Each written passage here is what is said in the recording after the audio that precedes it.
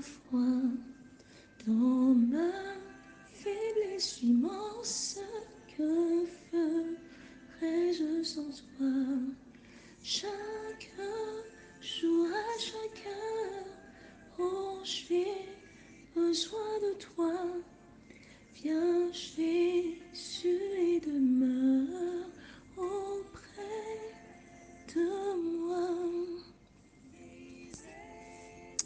Demeure béni de là où tu te trouves. Nous sommes le vendredi 2 février 2024 et durant tout ce mois, nous sommes en train de travailler à devenir de meilleures personnes en Christ. Selon 1 Corinthiens, le chapitre 11, nous sommes invités par l'apôtre Paul à examiner nos propres vies avant de communier à la table du Seigneur. Nous sommes aussi invités à marcher dans l'unité, à mettre de côté les divisions, les dissensions entre frères, afin que le jugement du Seigneur ne s'abatte pas contre nous, pour dire que nous devons être en accord avec Christ. Notre vie doit refléter la croix. Communion avec Dieu, communion avec les frères. Et il faut que nous puissions y arriver pour atteindre la stature parfaite de Christ.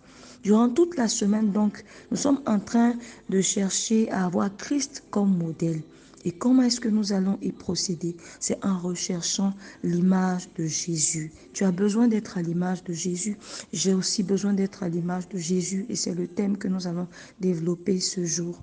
Dans le livre de 2 Corinthiens, le chapitre 3 et le verset 18 que nous lisons respectueusement dans la version Semeur, il est dit « Et nous tous qui, le visage découvert, contemplons comme dans un miroir la gloire du Seigneur, nous sommes transformés en son image dans une gloire dont l'éclat ne cesse de grandir. Car c'est là l'œuvre du Seigneur, c'est-à-dire de l'Esprit. » C'est un passage qui fait du bien rien qu'à la lecture, parce que nous voyons Dieu, sinon sa vie, être imprimé en nous. Et nous nous sentons déjà bénis, parce qu'il est possible d'atteindre la gloire de Dieu. Il est possible d'être à l'image de Dieu. C'est quoi être à l'image de Christ? Être à l'image de Christ, c'est le contempler. C'est rechercher la reproduction de cette image en nous. Bien-aimé, est-ce que tu as besoin d'être à l'image de Christ? En même temps que je te le demande, je réponds pour te dire que oui, tu as besoin d'être à l'image de Christ. Tu as besoin d'être à son image pour plusieurs raisons. Tu as besoin d'être à l'image de Christ d'abord pour toi-même. Parce que si tu n'es pas à l'image de Christ, alors tu ressembleras à quelqu'un d'autre. Nous sommes dans un monde où il n'y a que deux règnes, le règne de Christ et le règne du diable. Or, nous savons que Jésus-Christ est allé mourir pour nous à la croix, pour que nous puissions accepter ce sacrifice, le confesser dans notre cœur et reconnaître qu'il est mort et ressuscité pour nous, accepter cette œuvre de la croix et devenir enfants de Dieu. Donc, si nous ne sommes pas à l'image de notre Dieu, nous serons à une autre image. Ce n'est pas ce que nous recherchons. Déjà dans le chapitre que nous avons lu, il nous est rappelé que déjà au niveau de l'ancienne alliance, le Seigneur voulait communier avec l'homme. Avec Moïse, il parlait face à face comme son ami. De tout temps, le Seigneur a toujours voulu que son image soit en nous, en sorte que nous soyons même confondus à lui. Bien-aimé, dans cette nouvelle alliance également, tu dois être à l'image de Christ. J'étais en train de demander pourquoi et en même temps de te répondre. Tu dois être à l'image de Christ parce que plusieurs personnes ont besoin de cette image de Christ en toi. Plusieurs personnes ont besoin de connaître Christ. Tu dois révéler Christ aux nations.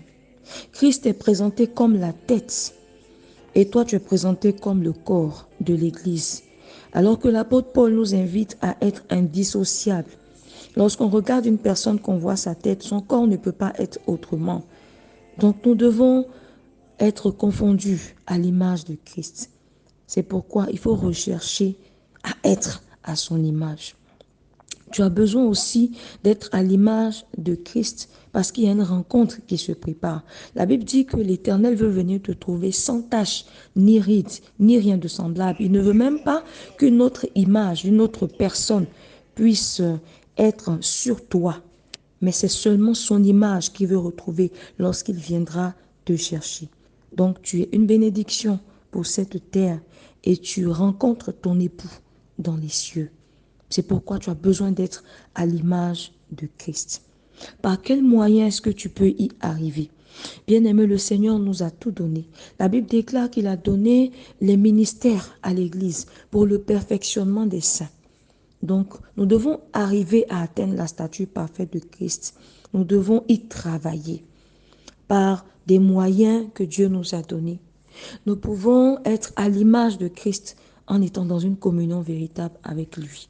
Dans le verset du jour, il a dit, nous tous qui le contemplons. Oui, nous pouvons contempler Dieu dans un face-à-face, dans la prière, lorsque nous rentrons dans notre chambre, lorsque nous fermons la porte. Il y a des moments d'intimité, des moments où nous disons, Seigneur, je veux te rencontrer. Parle-moi pour cette semaine, parle-moi pour ce mois, parle-moi pour cette situation. Seigneur, j'ai besoin de ta direction. Dans ces face-à-face, le Seigneur nous parle et nous fait des révélations. Nous avons besoin de rencontrer Dieu dans la prière. Nous avons besoin de le contempler dans la méditation quotidienne de sa parole.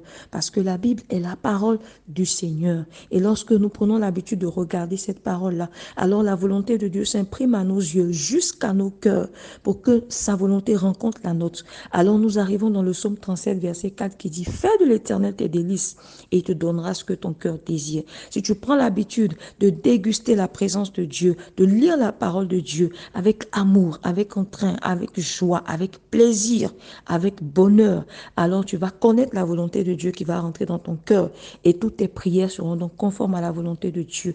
Il n'y a aucune raison donc que le Seigneur n'exauce ses désirs qui vont monter à ton cœur. Donc dans ces face-à-face, tu peux contempler Dieu et finir par être transformé en son image. Tu peux rencontrer Dieu dans des temps de jeûne, dans des temps de retraite que tu t'imposes. Et tu peux rencontrer Dieu en assemblée, pendant les cultes, pendant les veillées, pendant les moments publics qui sont organisés. Là-bas, il y a la nuée, il y a la gloire de Dieu, il y a un feu qui se rallume. Il y a une communion qui s'allume. Et lorsque nous nous mettons ensemble, le fer aiguisant le fer, alors tout ce qui était mort en toi, tous les dons, tous les talents, et même le parler en langue, toutes ces choses reviennent. Alors tu redécouvres le Seigneur dans cette sorte de contemplation. Il est donc très important de passer par ces moyens pour pouvoir contempler le Seigneur. Au fur et à mesure donc que nous le regardons, nous finissons par lui ressembler. Son image finit par s'imprimer en nous. Bien-aimé, regarde toi-même avec ton époux, regarde toi-même avec les enfants, avec tes frères et sœurs, même avec tes amis, les personnes que tu as l'habitude de côtoyer. Regarde comment vous finissez par vous ressembler. On a l'impression que vous venez d'une même famille. Il y a forcément un trait physique, il y a forcément un caractère que l'un finit par prendre. Et c'est pareil. Si nous cherchons à être avec des personnes et à se ressembler, à comme une plus forte raison, communier avec celui qui a laissé toute sa gloire pour venir rechercher ton cœur et communier avec toi pour qu'il y ait une intimité. Alors nous grandissons avec le Seigneur. La Bible dit que l'éclat ne cesse de grandir. C'est là l'œuvre du Seigneur, c'est-à-dire l'Esprit. Il y a des avantages à être à l'image de Dieu. L'Esprit de Dieu te transforme petit à petit. L'amour de Dieu commence à pénétrer ton cœur. Le fruit de l'Esprit commence à être manifesté de façon beaucoup plus aisée. Là où tu dois te mettre en colère, tu arrives à être patient. Parce que tu as vu, tu as connu la patience de Dieu dans sa parole et dans la contemplation. Là où tu dois être triste, la joie du Seigneur se manifeste. La bénignité, la fidélité, là où la colère se présente à toi, tu peux alors manifester la maîtrise de soi. Donc ton caractère, ton identité commence à ressembler à celle de Christ et ton éclat va en éblouissant les gens qui sont autour de toi.